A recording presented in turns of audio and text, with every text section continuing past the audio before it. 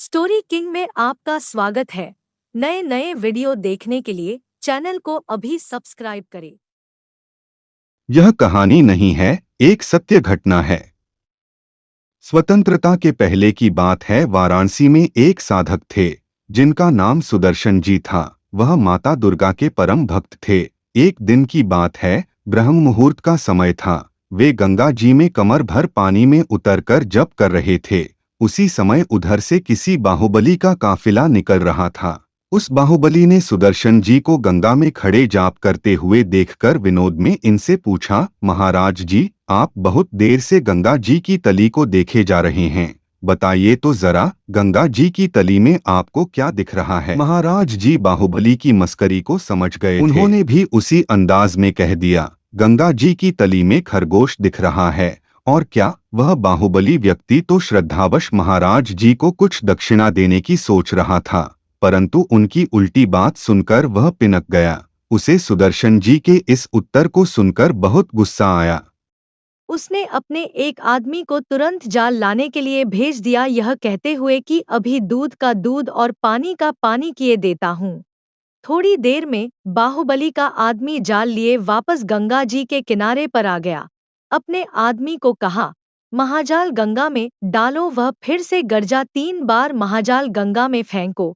अगर खरगोश निकले तो महाराज का घर भर दो, और न निकले तो इस ऐंठ का इनको फल चुकाना होगा। एक दो लोगों ने सुदर्शन जी को संकेत किया कि वे व्यर्थ विवाद में न पड़े और बाहुबली से क्षमा मांग ले।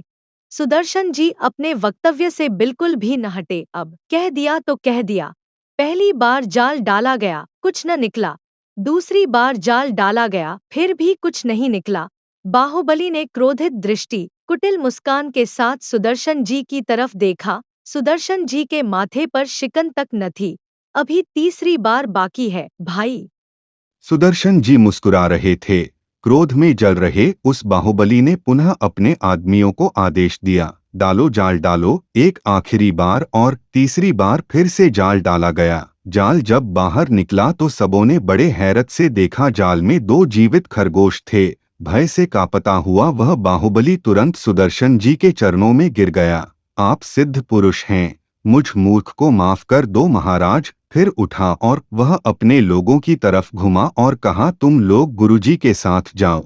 गुरुजी जो भी आदेश करें वह सब व्यवस्था करके ही लौटना। सुदर्शन जी मुस्कुराते हुए बोले, तू हमारी व्यवस्था क्या करेगा? हमारी व्यवस्था करने के लिए माँ है। तू अपनी राह चला जा, हम अपनी राह चलते हैं। इतना कहकर गुरुजी अपने रास्ते चले गए। काशी की संकरी गलियों में पद चाप करते हुए सुदर्शन जी अपने घर की ओर जा रहे थे कि उन्हें एक थप्पड़ लगा। वे अकचकाकर खड़े हो गए। सामने एक अनिंद्य सुंदरी किशोरी खड़ी थी। तू जन्म भर पागल ही रहेगा क्या रे, बोलकर वह हंसी और सुदर्शन जी मंत्रमुग्ध उसे देखते रह गए। कुछ और न सूझा तुझे कहने को, खरगोश ही सूझा। देख तो चुनार के जंगल की कंटीली झाड़ियों में खरगोश ढूंढते पकड़ते मेरी चुन्नी तो फटी ही, हथेलियों से खून निकल आया। किशोरी ने अपनी दोनों रक्तस्नात हथेलियां उनके आगे कर दी। सुदर्शन जी की आंखों से आंसुओं की धार बह निकली। क्षमा कर दो माँ, अपने इस मूर्ख, नालायक और उजड़ पुत्र को क्षमा कर दो। और वे भगवती के चरणों पर गिर पड़े।